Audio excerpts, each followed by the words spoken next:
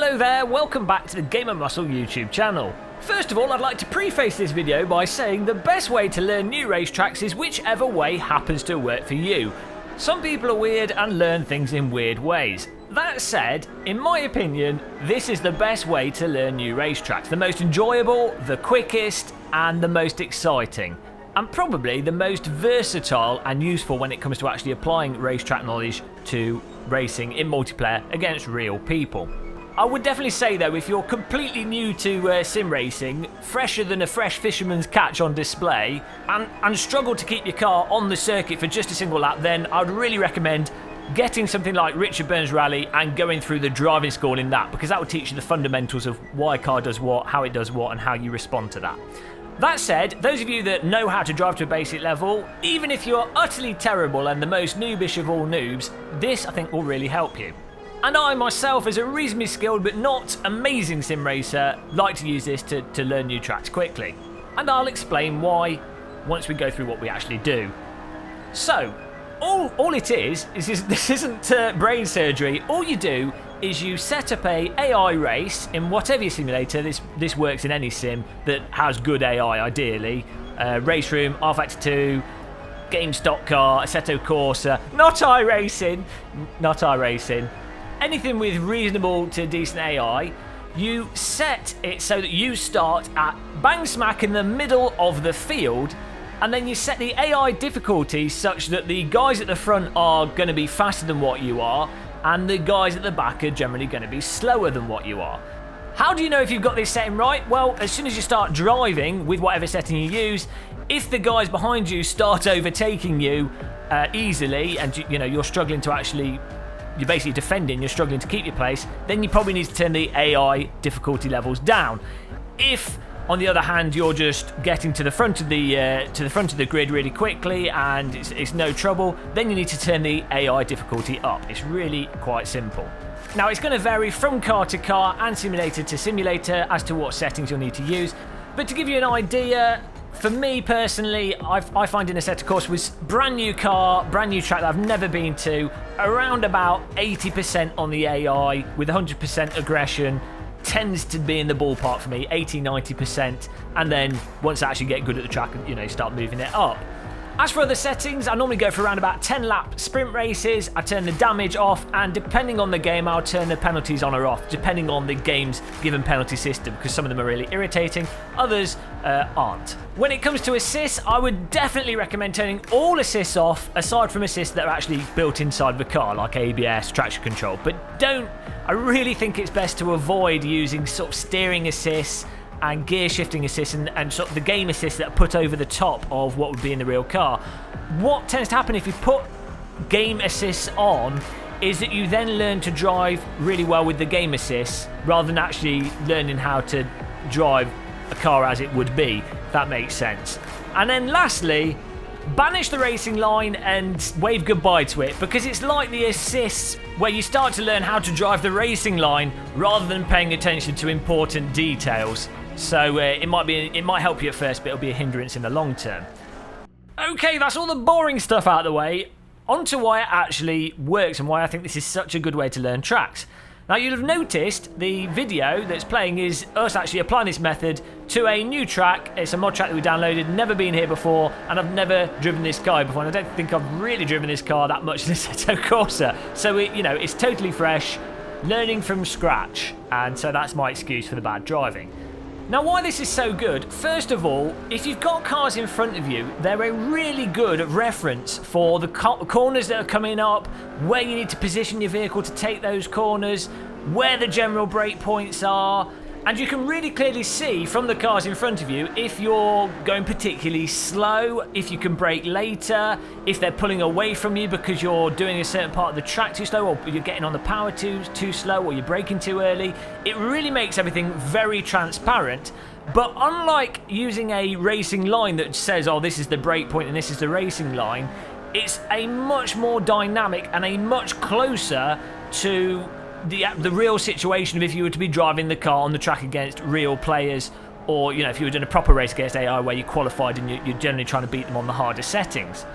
Crucially, and probably one of the best ways of using this method rather than just lapping by yourself, is that you, instead of learning a track in the sense of this is the racing line and this is the fastest way around the circuit, you learn a track in terms of multiple racing lines, multiple angles to take corners, and multiple approaches depending on what cars around you are doing, if you're overtaking on the inside, the outside, the different brake points depending on what the traffic in front of you is doing, and the different brake points depending on if you're defending from cars behind you, and all the other aspects that actually go into being in the context of race on a track, rather than just the basic aspect of I've now learnt the track layout and I'm going to go to a circuit and be damned if anyone goes on my beloved race line or brakes in a different place to the hot lap brake point. And I think for new players especially, sim racing or realistic driving games can be quite discouraging in that often, other than the lap time, it might not be clear how well they're progressing and if you are indeed getting better, and it might not be presented in a particularly satisfying and immediate way.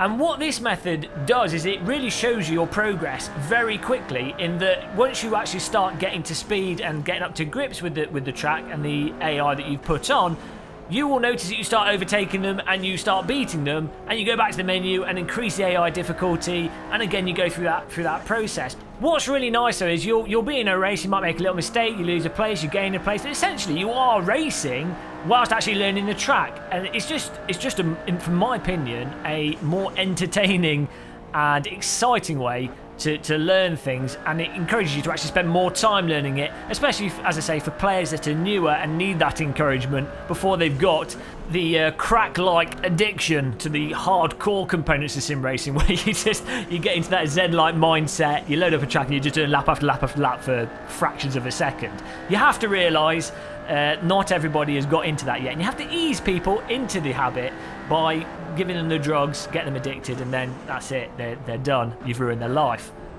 Now of course you could learn this in public servers or on iRacing in multiplayer, but the problem with that is, A, you're probably going to make a mistake at some point in time and really annoy people, but B, if you do make a mistake, with this you can just rejoin the track, and because the AI behind you is likely to be slow, or should be slow if you set it up right, you will then start catching back up and continue your practicing immediately. You can obviously just restart the session straight away and get back into it if you do make a mistake, and you'll just find yourself there actually driving and practicing and refining on the track, driving and punishing yourself, making you wonder why you've got such a bizarre hobby, more so than if you're playing online, where you're going to be spending time with crashes, especially if you're new and you're on public servers. You're going to be having random server issues, you're going to have to find a server, you've got all the different cars you might want to drive, they might not be running the various tracks, you know, they might change the track. There's all those variables that go into multiplayer racing that will take away time from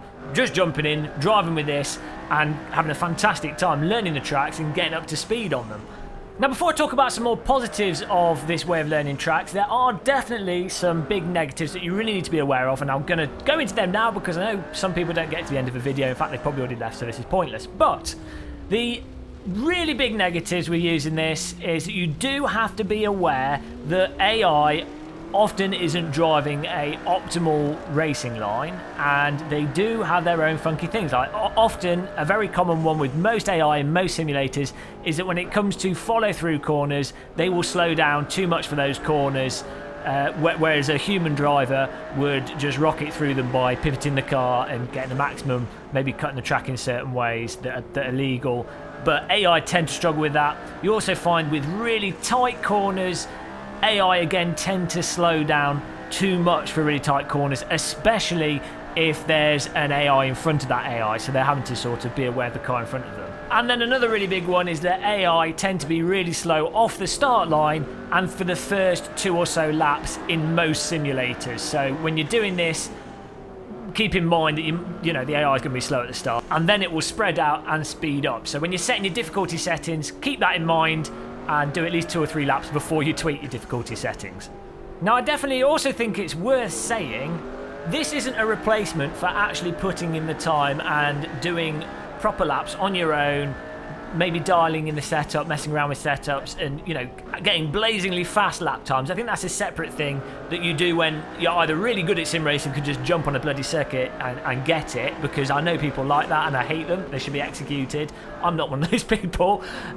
Or you're at a point where you really do know the track really well, and it's just a case of dialing down those brake points a tiny bit, improving really precise modulation of your brake and accelerator, and you're literally just getting those last tenths or even hundredths out of the car, and nailing that absolute precision and absolute replication of laps. If you at that point, then doing this is actually going to take longer and detract from that focus. And of course, if you're doing that as well, you're probably developing setups for qualifying where you've got less fuel and everything else involved with it. So it is worth saying this for me is more a case of when you first get to track, or you're also just trying to practice racecraft on a track that you're not that familiar with.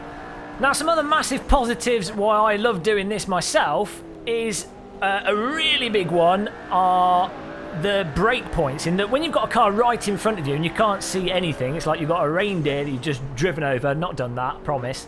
You can't see anything, you can't see your brake points, and especially if you've just learnt one brake point, it's invisible. So what it forces is that you learn where your position is on the track based off the surroundings, and also you learn multiple brake markers for given brake points, so that when a car in front of you is blocking your view, you can still hit your brake point, still make the corner, but also if you overtake and you're taking a different line, where you're likely to be able to make the corner. Or if the car in front of you is really close and they obviously are going to hit the brake point that you know about, you can preempt their braking to work out how to overtake them. So all that stuff you just don't get lapping by yourself. And in multiplayer, unless you're reasonably skilled and you're driving with other skilled drivers, you don't get a chance to practice that. You don't get a chance to practice it constantly over and over again. Whereas with AI, you'll overtake the AI in front and move on to the next one. It's a really good way to just get tons of practice in a very short period of time. Now, another thing I really love about this is that personally, I tend to drive better when I'm under pressure. And I noticed when I'm doing multiplayer races, I will drive way better than if I'm just driving by myself doing laps. My best lap times are normally in the context of a race when I've really had to push and really had to focus and get the most out of it. And the only thing, or the closest thing to replicate that, is doing this and setting the AI on harder and harder settings, forcing myself to keep up with them and really push whilst not losing control of the car and whilst doing it lap on lap. It is unfortunate though that of course AI isn't perfect, and you do eventually get to a point where the nuances of the AI do become really annoying, and I think the better you are at sim racing, the less you can use this method. I definitely think Aliens, they're going to be beyond obviously doing this anyway, but to be honest, when you get to that level, and if you're in really competitive leagues and you're doing a lot of sim racing, hyper focus for racing with maybe very specific cars, chances are you've got a bunch of friends that you're also driving with doing practice sessions where you're essentially emulating this, but with human players that have also decided to completely waste their lives playing too many driving games. So in that case, it's a moot point anyway, and why would they be watching this? So there you go. I mean, hopefully this has been useful for you guys. Hopefully you enjoyed watching me drive terribly. Hopefully you noticed actually in the background video, you see how we have actually gradually got better through the course of just this video, just 15 laps or so. I had to restart the first race because I just walled the car. But you notice that you start actually working out the very specific character car. That's an illegal overtake. But with this McLaren, for example, you really have to brake in a straight line. It's really finicky with the trail braking, especially with the setup we're using. But I started to get to the point where I'm actually hitting the brake more aggressively, leaving it later, getting on the brake heavy, coming off the brake, modulating it better. And as a result, as soon as that started to click, we're just piling through the grid on this difficulty setting. And that's what will tend to happen, is you'll get stuck at a certain point. You'll kind of be in this no man's land, and then something will click on the track and you'll just rock it through, and it is really satisfying to then be able to move the AI up to a harder difficulty setting. So I hope this helps you as much as it helps me, and it's enjoyable for you guys. If you did find this useful, don't forget to subscribe for more sim racing and virtual reality videos. Like and dislike. Let me know in the comments if you've got your own little funky method for learning tracks that maybe people haven't considered. But until the next one, goodbye everybody.